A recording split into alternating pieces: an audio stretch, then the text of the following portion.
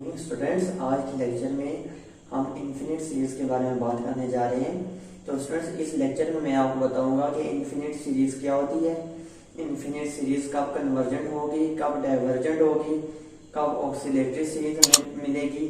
और स्टूडेंट्स, हम ये भी सीरीज के हम ज्योमेट्रिक सीरीज को भी पढ़ेंगे, ज्योमेट्रिक सीरीज की कन्वर्जेंस और उसके डाइवर्जेंस को भी स्टडी करेंगे।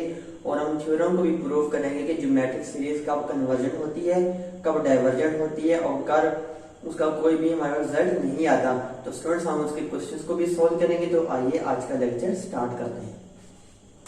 तो स्टूडेंट्स, सबसे पहले हमने डिस्कस किया था, स्टूडेंट्स हमने प्रीवियस लेक्चर में, अगर आपको मालूम हो तो हमने सीक्वेंसेस के बारे में पढ़ा था कि सीक्वेंस फाइनाइट होते हैं और इनफाइनाइट होते हैं। अगर स्टूडेंट्स हम इनफाइनाइट सीक्वेंस ले लें, A1, A2, A3, A4 up to so on, तो स्टूडेंट्स अगर आप देखें तो ये AN up to so on. तो स्टूडेंट्स अगर आप देखें जो सीक्वेंस है इसकी टर्म्स अब चलती जा रही है, स्टॉप नहीं कर रही।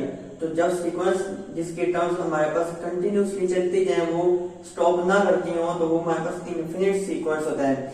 ऐसा सीक्वेंस जिसके टर्म्स लामहदूद हो, इन्फिनिटी को जा रही हो, तो वो सीक्वेंस हमारे पास इन्फिनिट सीक्वेंस कहलाता है। अगर स्टूडेंट्स हम इसी सीक्वेंस के टर्म्स को आपस में ऐड कर दें तो ये जो सीक्वेंस है हमारे पास क्या बन जाएगा, इन्फिनिट सीरीज बन जाएगा। स्टूडेंट्स अगर हम इस इन्फिनिट सीक्वेंस के टर्म्स को आपस में ऐड कर दें, A1 plus A2 plus A3 plus A4 plus up to so on, तो स्टूडेंट्स मैंने क्या किया, जो इन्फिनिट सीक्वेंस था उसके टर्म्स को आपस में ऐड कर दिए। तो अब ये हमारे पास क्या बन जाएगी, ये सीरीज बन जाएगी। और इस सीरीज को हम क्या बोलेंगे, इन्फिनिट सीरीज। तो स्टूडेंट्स ये मेरे पास क्या चीज है, इन्फिनिट सीरीज है। ऊपर हमारे पास क्या था, इन्फिनिट सीक्वेंस। तो स्टूडेंट्स अब हमने क्या देख लिया कि इन्फिनिट सीरीज भी हमने डिस्कस कर लिया। अब स्टूडेंट्स अगर हमारे पास लेट्स सपोज स्टूडेंट्स अगर हम इस सीरीज जो इन्फिनिट सीरीज है इसकी nth टर्म्स का सम फाइंड करें, हमने क्या करना है, अगर हम इस इन्फिनिट सीक्वेंस की nth टर्म्स का सम लें, उसको हम किस तरह डिनोट करते हैं, उसको हम Sn से डिनोट करते हैं। और ये हमारे पास किसके बराबर आएगा, A1 plus A2 plus A3 plus up to so on plus AN। तो स्टूडेंट्स ये जो Sn है ये इस इन्फिनिट सीक्वेंस की nth टर्म का क्या है, सम है। अगर हम इन्फिनिट सीरीज की nth टर्म्स का सम लें तो उस सम को हम Sn से डिनोट करेंगे और वो इसके बराबर होगा।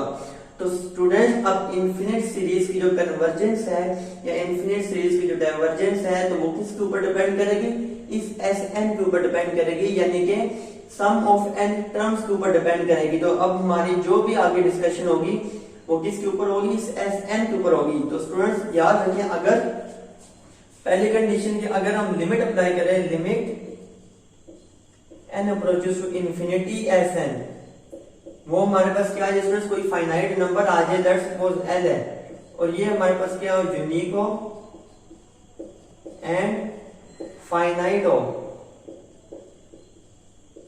तो अगर स्टूडेंट्स हम क्या करें, जो हमारे पास सम है, n टर्म्स का सम है, उसके ऊपर हम क्या अप्लाई करें, लिमिट अप्लाई करें, और लिमिट का आंसर हमारे पास कोई नंबर L आ जाए जो यूनिक एंड फाइनाइट दोनों हो। तो इस केस में हम कहेंगे कि जो हमारे पास सीरीज है हमारे पास वो क्या कन्वर्जेंट है। तो जो सीरीज की कन्वर्जेंस वो डिपेंड करती है Sn की वैल्यू के ऊपर कि अगर हम जो n टर्म्स का हमने सम लिया है उसके ऊपर हम लिमिट अप्लाई करें, यानी कि हम इस इन्फिनिट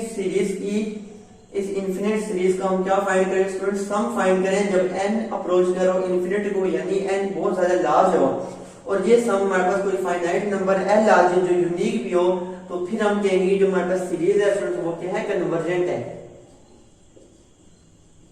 कन्वर्जेंट सीरीज है। अगर स्टूडेंट्स हम सेकंड केस है कि अगर हम limit n approaches to infinity Sn, वो हमारे पास क्या आ जाए, प्लस माइनस इंफिनिटी आ जाए, यानी कि अगर हमारे पास जो सम हमारे पास गिवन था n टर्म्स का, उसके ऊपर हम लिमिट अप्लाई करें और लिमिट का आंसर कोई फाइनाइट नंबर ना आए बल्कि इंफिनिटी आ जाए, तो हम इस केस में स्टूडेंट बोलेंगे जो हमारे पास सीरीज है वो हमारे पास डाइवर्जेंट है।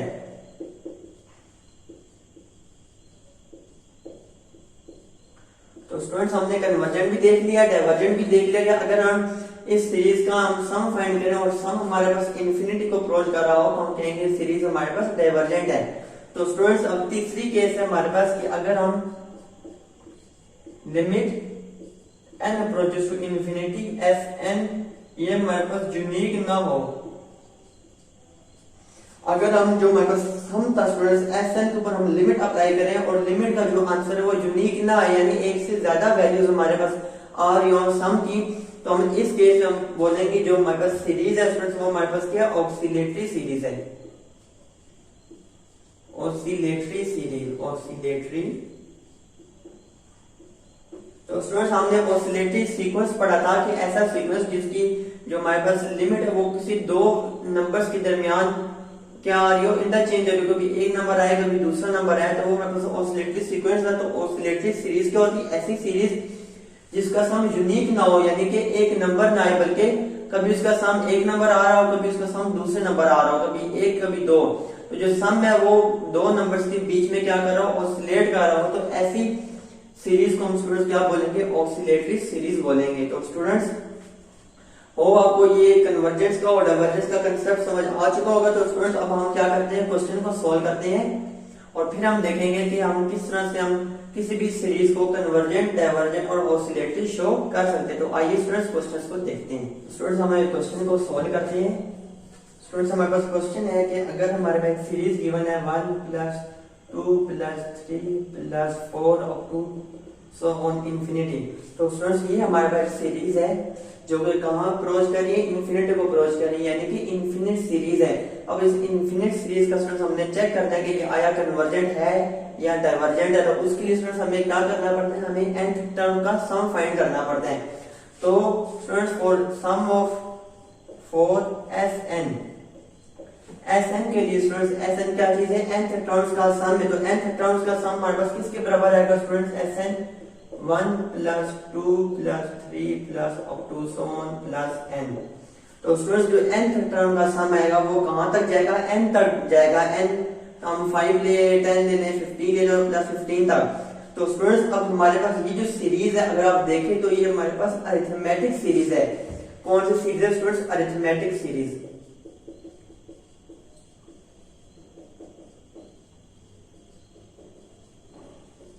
तो स्टूडेंट्स हमने फर्स्ट ईयर में आपने पढ़ा होगा कि जो सीरीज इस तरह की सीरीज होती है इस फॉर्म की, इस सीरीज को हम क्या बोलते हैं, अरिथमेटिक सीरीज बोलते हैं। अरिथमेटिक सीरीज कौन सी होती है, जिसमें कॉमन डिफरेंस आ रहा है। स्टूडेंट अब देखिए हर दो टर्म्स में कॉमन डिफरेंस हमारे पास मौजूद है। तो स्टूडेंट अरिथमेटिक सीरीज का सम हमारे पास उसका फॉर्मूला क्या होता है, अरिथमेटिक सीरीज के सम का n × n + 1/2।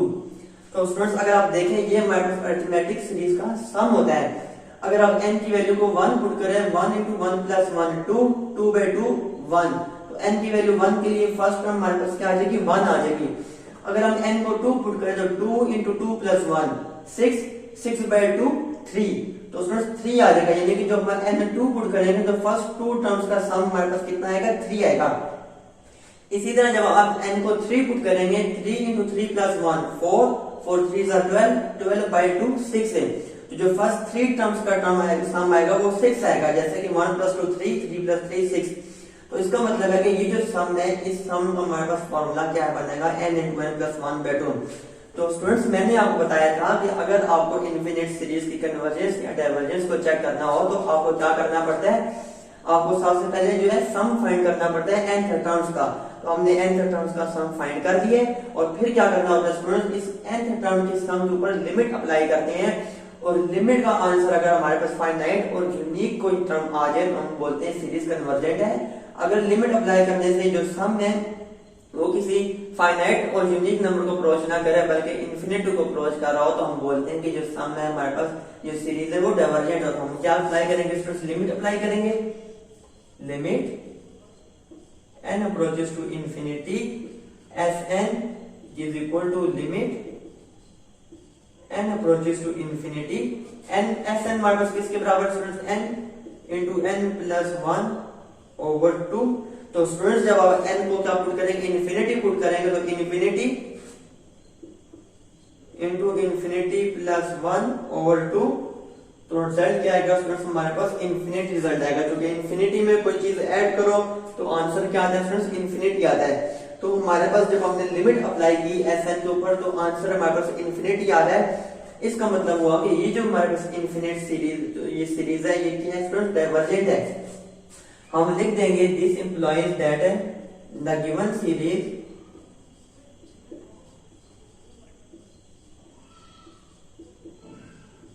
Is divergent. जो हमारे पास डाइवर्जेंट, जो गिवन सीरीज होगी स्टूडेंट्स वो क्या होगी, डाइवर्जेंट होगी।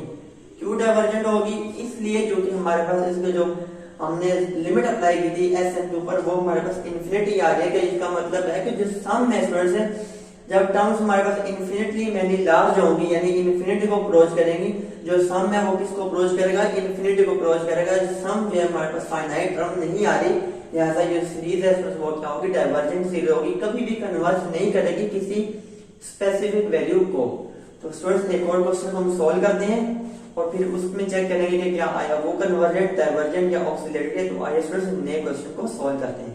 5 - 4 - 1 plus 5 - 4 - 1 plus 5 - 4 - 1 plus up to so on. तो स्टूडेंट्स अब हमने क्या ले लिए, एक इन्फिनिट सीरीज ले लिया। तो स्टूडेंट्स ये हमारे पास क्या है, इन्फिनिट सीरीज है। इसमें तीन टर्म्स क्या हो रही है, सब्ट्रैक्ट हो रही है, फिर एडिशन का साइन है, फिर सब्ट्रैक्शन, फिर एडिशन।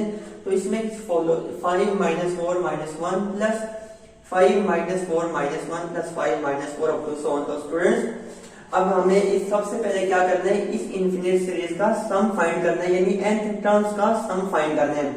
तो nth टर्म्स का सम कैसे फाइंड करेंगे स्टूडेंट्स, अगर हम तीन टर्म्स का हम क्या ले लें स्टूडेंट्स, पेयर ले लें।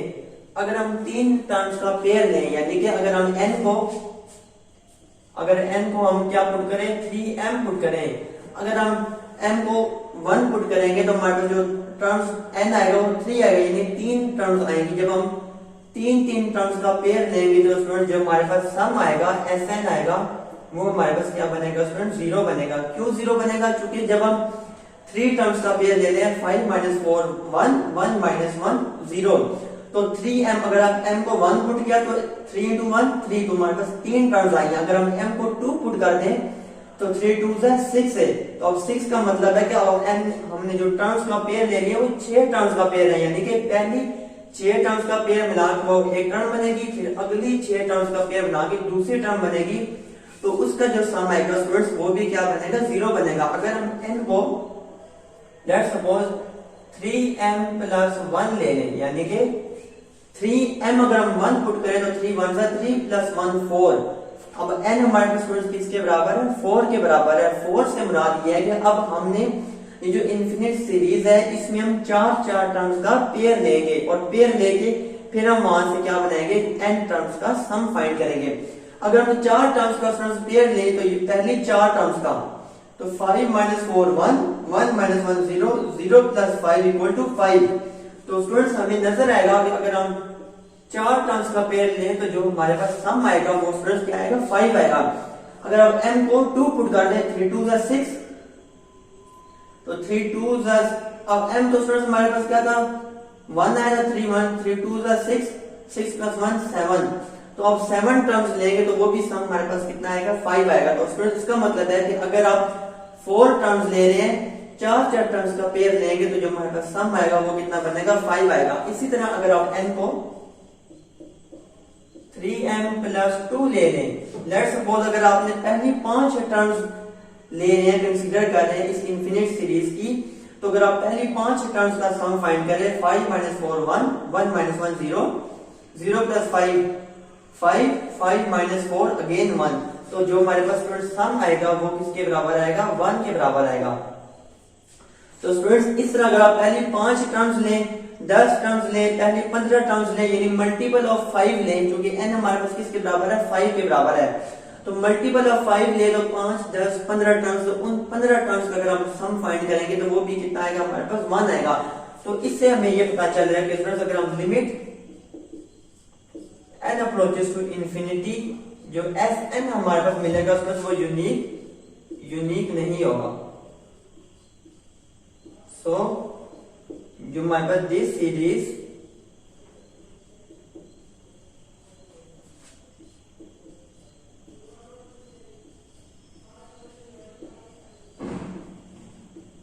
Oscillatory series.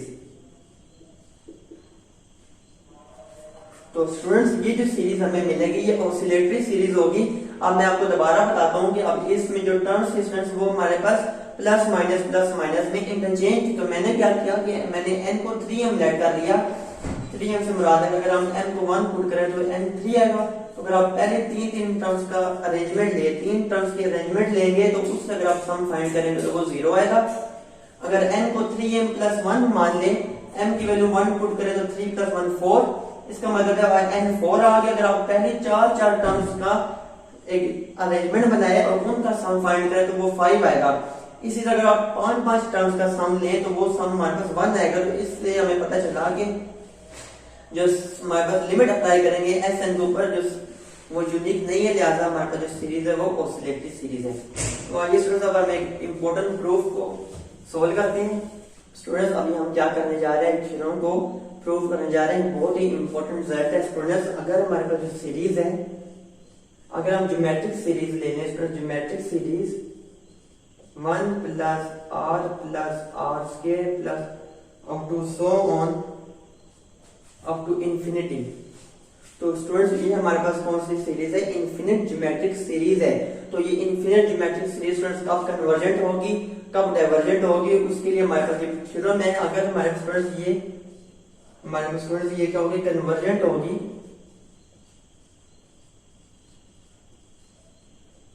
If absolute of r is less than 1। तो स्टूडेंट्स ये जो हमारे पास इनफिनिट ज्योमेट्रिक सीरीज है ये कन्वर्जेंट कब होगी, अगर आप एब्सोल्यूट ऑफ r ले वो लेस देन 1 है, यानी जो कॉमन रेशियो है अगर हमारे पास वो लेस देन 1 आ रही हो तो ये सीरीज है स्टूडेंट्स ये क्या बन जाएगी, कन्वर्जेंट हो जाएगी। नंबर 2 डाइवर्जेंट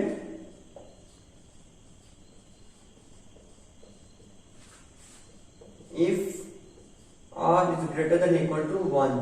स्टूडेंट्स अगर हमारे पास जो कॉमन रेशियो है वो 1 के इक्वल आ जाए या 1 से बड़ी हो जाए कॉमन रेशियो, तो जो हमारे पास इनफिनिट ज्योमेट्रिक सीरीज है वो क्या हो जाएगी, डाइवर्जेंट हो जाएगी। तो हम ये सारा कुछ प्रूव करेंगे। थर्ड स्टेप है स्टूडेंट्स हमारे पास oscillatory. If r is less than equal to -1। तो स्टूडेंट्स ये जो हमारे पास इनफिनिट ज्योमेट्रिक सीरीज है ये क्या होगी, ऑक्सीलेटरी होगी। कब, जब r की वैल्यू लेस देन और इक्वल टू -1 हो जाएगी। तो स्टूडेंट्स ज्योमेट्रिक सीरीज की कन्वर्जेंस और डाइवर्जेंस में वो डिपेंड कर रही है इस r की वैल्यू के ऊपर। और r क्या चीज है, r कॉमन रेशियो है इस ज्योमेट्रिक सीरीज के टर्म्स का। अगर कॉमन रेशियो का एब्सोल्यूटली 1 से लेस आ जाए तो सीरीज कन्वर्जेंट, अगर ये ग्रेटर देन और इक्वल टू 1 है तो सीरीज डाइवर्जेंट, और अगर r की वैल्यू लेस देन और इक्वल टू -1 आ जाए तो सीरीज क्या हो जाएगी, ऑक्सीलेटरी सीरीज हो जाएगी। तो स्टूडेंट्स अब हम क्या करते हैं, हम प्रूव करते हैं कि वाकई क्या इस r की वैल्यूज के ऊपर ये जो सीरीज है वो डाइवर्जेंट और कन्वर्जेंट ऑक्सीलेटरी होती है इन कंडीशन को पूरा करते हुए। तो आइए स्टूडेंट्स हम उसके प्रूफ को स्टडी करते हैं। तो स्टूडेंट्स पहला प्रूफ है हमारे पास number 1, when absolute of r is less than 1। तो स्टूडेंट्स पहला केस है हमारे पास जो r है वो किससे छोटा है, 1 से छोटा है।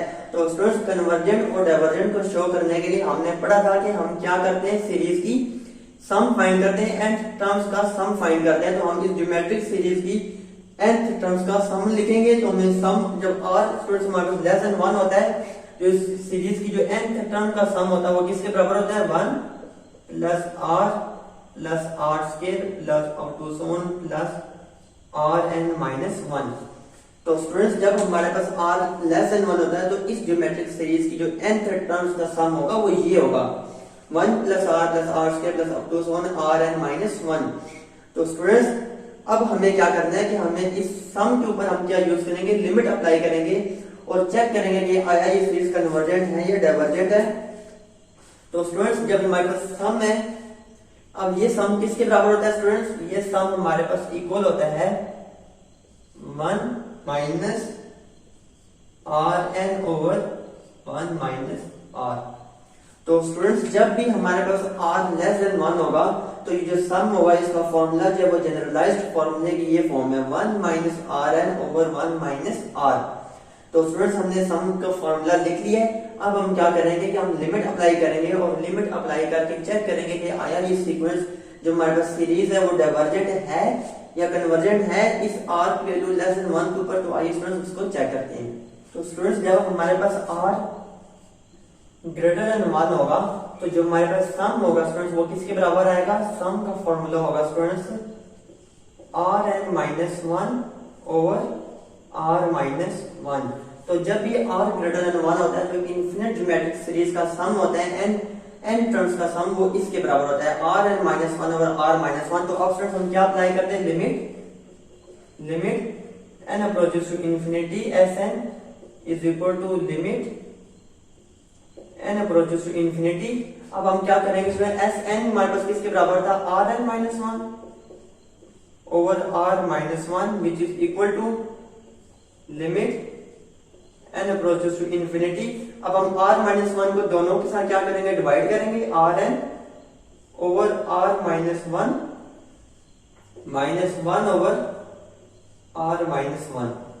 तो अब स्टूडेंट्स हमारे पास चूंकि r किससे बड़ा है? 1 से बड़ा है। जब r 1 से बड़ा होगा तो r की पावर जब हम इंफिनिटी पुट करेंगे, जब भी कोई टर्म 1 से बड़ी हो और उसकी पावर इंफिनिटी ले तो आंसर हमेशा क्या आएगा? इंफिनिटी आएगा। चूंकि हमने पीछे पढ़ा था कि जब r 1 से छोटा हो तो जब हम छोटे 1 से छोटी टर्म की पावर इंफिनिटी को लेते हैं तो आंसर 0 को अप्रोच करता है। क्योंकि छोटी टर्म की पावर जितनी बढ़ती जाएगी आंसर उतना ही छोटा आएगा, लेकिन बड़ी टर्म की पावर जैसे जैसे बढ़ती जाएगी वैसे वैसे आंसर बढ़ता जाएगा। तो इसका आंसर जब हम n को इंफिनिटी पुट करेंगे तो ये स्टूडेंट्स हमारे पास r की पावर इंफिनिटी, इसका आंसर हमारे पास किसको अप्रोच करेगा? इंफिनिटी को।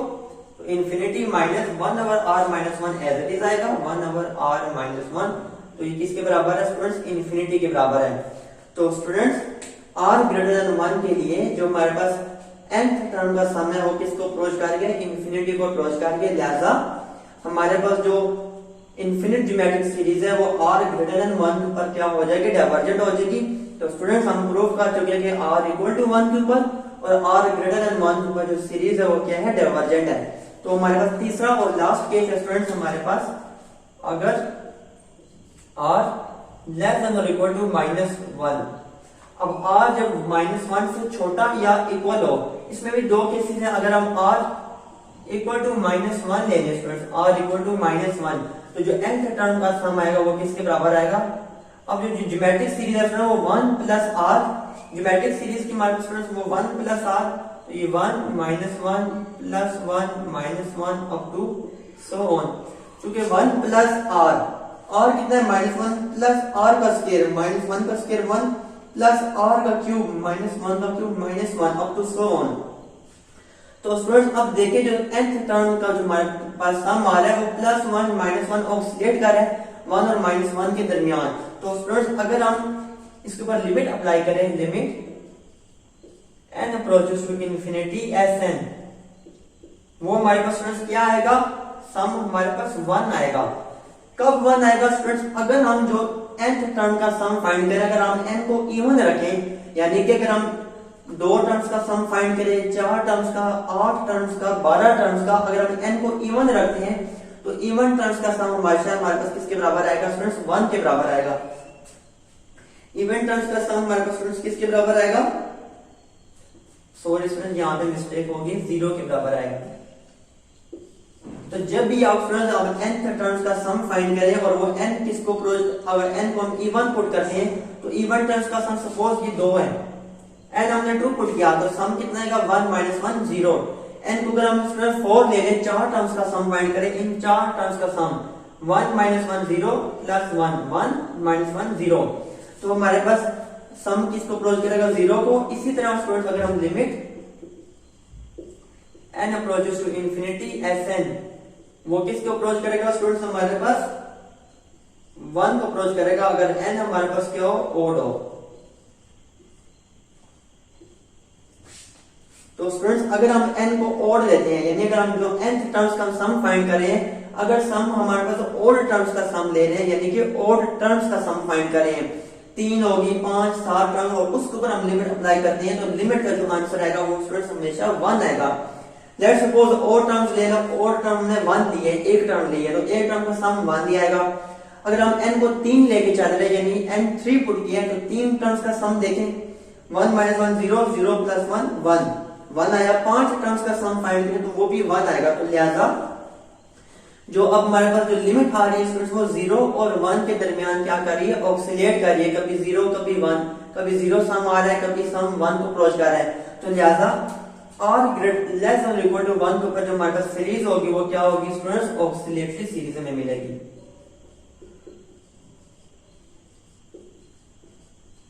ऑक्सिलेटरी,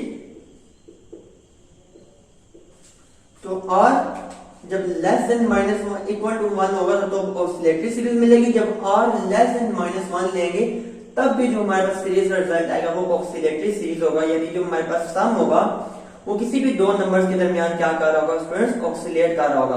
तो स्टूडेंट्स मुझे उम्मीद है कि आपको ये थ्योरम कंप्लीटली समझ आ चुका होगा।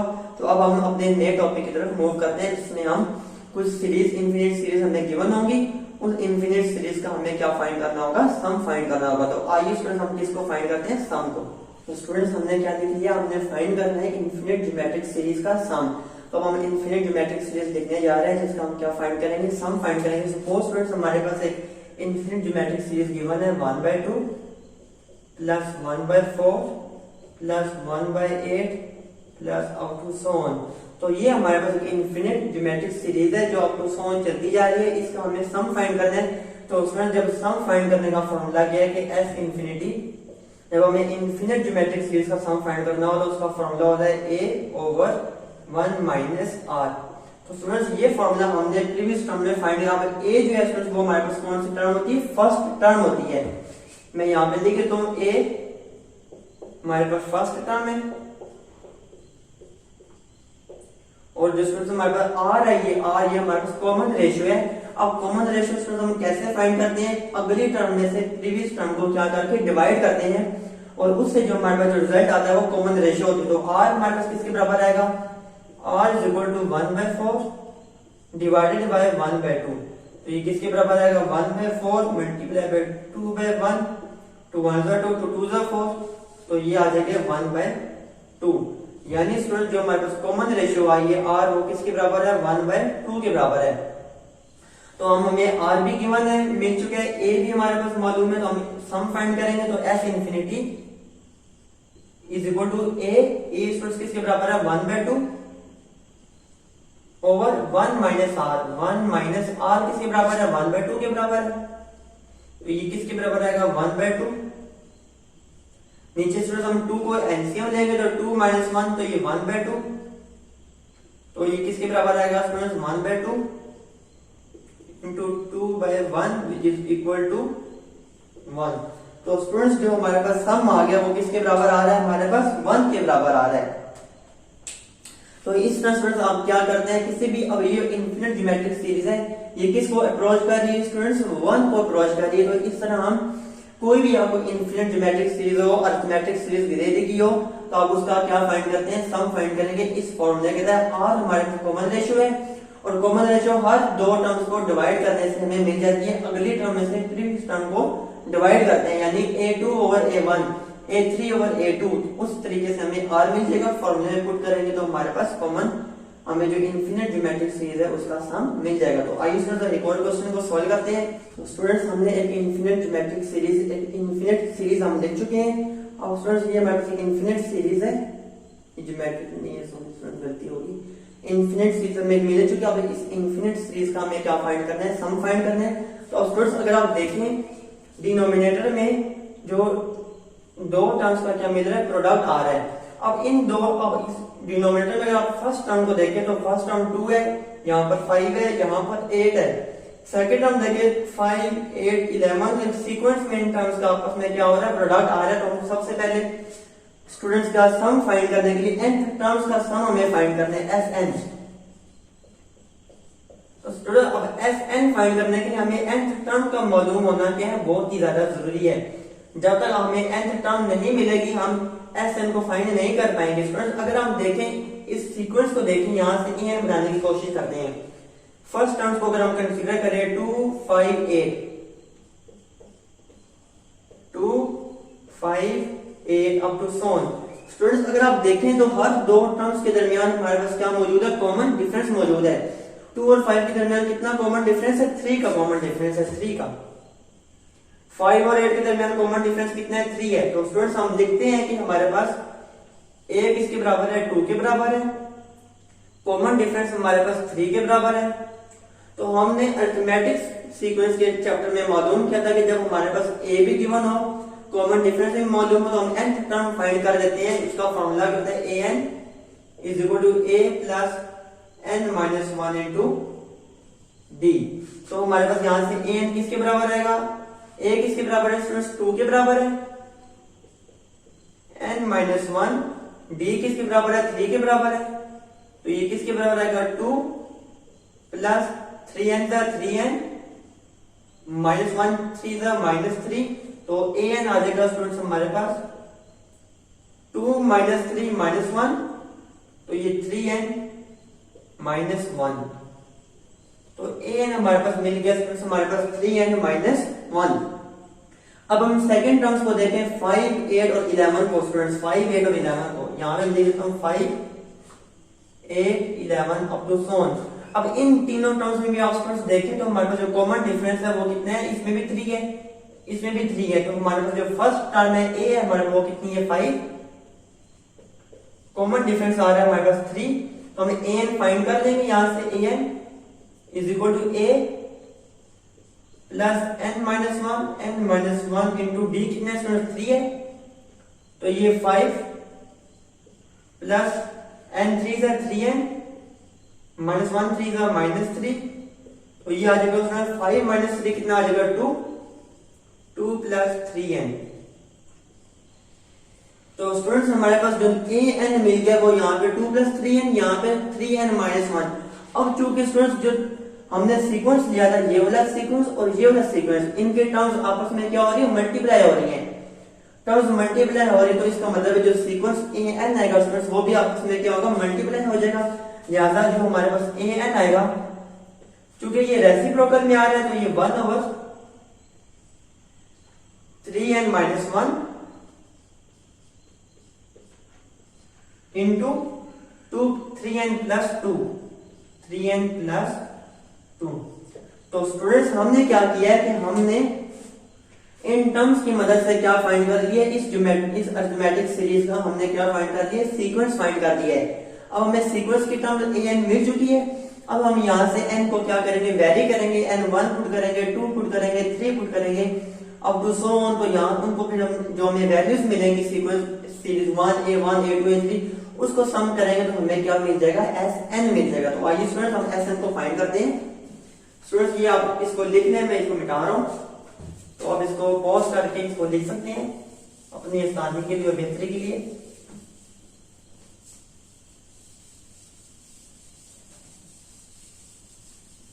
ये बोर्ड थोड़ा सा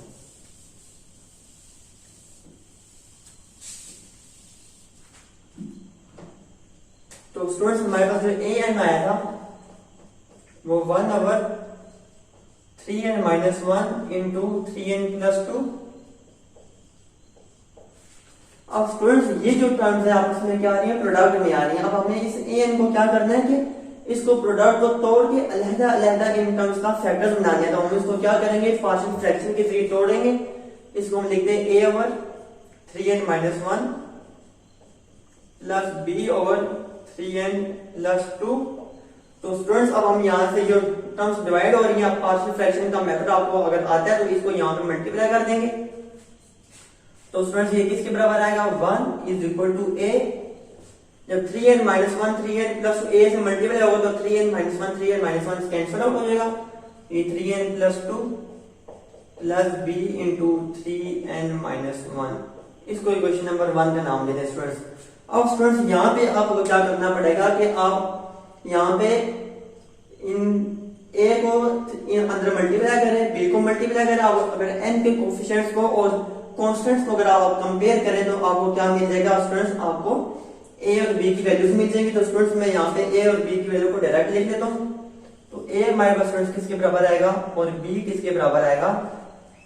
तो स्टूडेंट्स ए की वैल्यू हमारे पास आ रही है, मैं देख लेता हूँ क्योंकि मैं डायरेक्ट कर रहा हूँ। ए आ जाएगा 1/3, बी -1/3, ए 1/3 और बी -1/3। तो स्टूडेंट्स ये ए और बी की वैल्यूज आएंगी, इनको हम पुट करेंगे इस मेथड के अंदर। तो 1/3 ओवर 3n - 1, तो an आ जाएगा स्टूडेंट्स हमारे पास किसके बराबर 1/3 इंटू 3n - 1 प्लस b किसके बराबर है 1/3 -1/3 के बराबर, तो -1/3 इंटू 3n + 2। अब स्टूडेंट्स दोनों टर्म्स में 1/3 क्या है हमारे पास कॉमन आ रहे हैं और 1/3 को क्या ले लेंगे एज अ कॉमन ट्रीट करेंगे, इज इक्वल टू 1/3। अब यहाँ पे 1/3n - 1, 1/3n - 1 माइनस 1/3n + 2। तो स्टूडेंट्स अब हमें an की टर्म्स क्या मिल चुकी है, an मिल चुके हैं जो कि 1/3 टाइम्स इसके बराबर है। अब हम n को स्टूडेंट्स क्या करेंगे 1 by 1 वैरी करेंगे और वहां से हमारे पास सीक्वेंस की टर्म्स मिलेंगी, उन टर्म्स को हम ऐड करेंगे तो हमारे पास Sn मिल जाएगा। तो स्टूडेंट्स अगर हम n को 1 पुट करें n = 1, जब हम n को 1 पुट करेंगे तो a1 किसके बराबर आएगा हमारे पास, a1 = 1/3, 1/1 पुट करेंगे तो 3 1 3, 3 - 1 2, ये आ जाएगा 1/2 माइनस 1/3 1 3, 3 + 2 5, तो ये 5 आएगा विच इज इक्वल टू 1/3। अब एलसीएम ले लें स्टूडेंट्स, तो 2 5 = 10, 2 5 = 5 माइनस 5 2, तो ये स्टूडेंट 3/10, 3 से 3 कैंसिल हो जाएगा, तो ये हमारे पास आ जाएगा 1/10। तो जो स्टूडेंट्स हमारे पास जो फर्स्ट टर्म आएगी सीक्वेंस, इस सीक्वेंस a1 की वो हमारे पास क्या आ जाएगी 1/10। अगर हम n को 2 पुट करें 4n = 2, a2 किसके बराबर आएगा स्टूडेंट्स 1/3। अब जब n को 2 पुट करेंगे 3 2 = 6, 6 - 1 5, तो ये आ जाएगा 1/5 माइनस 1/3 2 = 6, 6 + 2 8, तो ये 1/8। तो स्टूडेंट्स अगर आप देखें अब यहाँ पे स्टूडेंट्स हमारे पास ये a2 मिल गया है, यहाँ से हमारे पास a2 मिल गया है, यहाँ पे an नहीं a2। इसी तरह से अगर आप n की वैल्यू को 3 पुट करें 4, n = 3, तो आपको a3 मिल जाएगा, a3 which is equal to 1/3। अब 1/3 अब n को जब आप 3 पुट करेंगे 3 3 = 9, 9 - 1 8, तो ये आ जाएगा स्टूडेंट्स 1/8 माइनस 1/3 3 = 9, 9 + 2 11, तो ये 1/11।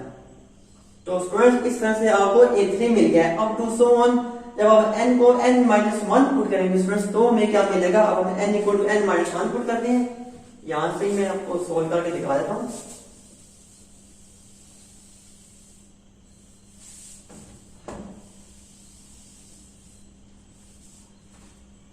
तो स्टूडेंट्स अब टू सो ऑन, जब मैं n को n - 1 पुट करूंगा स्टूडेंट्स तो हमारे पास an किसके बराबर आएगा, an = an - 1, क्योंकि n किसके बराबर पुट किया n - 1 के, तो ये 1/3 1/3n - 1 था, तो 3 n - 1, n माइनस किसके बराबर था n - 1 माइनस 1/3n + 2, n किसके बराबर है n - 1 + 2, तो ये स्टूडेंट्स 1/3 अंदर क्या मिल जाएगा 1/3n = 3n, 3 - 1 = -3, -3 - 1 -4 into minus 1/3n = 3n, 3 - 1 = -3, -3 + 2 -1, 3n - 1 up to so on। तो स्टूडेंट्स अब हमारे पास A1 भी मिल चुका है, A2 भी मिल चुका है, A3 भी मिल चुका है, an-1 भी मिल चुका है और an ऑलरेडी हमारे पास गिवन था जो हमने प्रीवियस आपको बताया। अब इन टर्म्स को ऐड करेंगे तो हमारे पास Sn मिल जाएगा। तो स्टूडेंट्स हमारे Sn को फाइंड करते हैं। Sn is equal to A1। A1 students किसके बराबर था? 1/3 1/2 माइनस 1/5 प्लस A2 किसके बराबर था students? A2 1/3 1/5 minus 1/8 plus A3 किसके बराबर था? 1/3 1/8 minus 1/11 1/8 minus 1/11 plus up to so on plus an minus 1 किसके बराबर है? 1/3 1/3n minus 4 minus 1/3n minus 1 plus an minus 1 put कर दो और an किसके बराबर था स्टूडेंट्स हमारे पास? 1/3n minus 1 plus 1/3n minus 2। तो स्टूडेंट्स इस तरह से हमने तमाम टर्म्स को nth टर्म्स को हमने ऐड किया तो हमारे पास Sn मिल जाएगा। तो स्टूडेंट्स Sn किसके बराबर है? हम Sn को फाइंड कर लेते हैं अभी।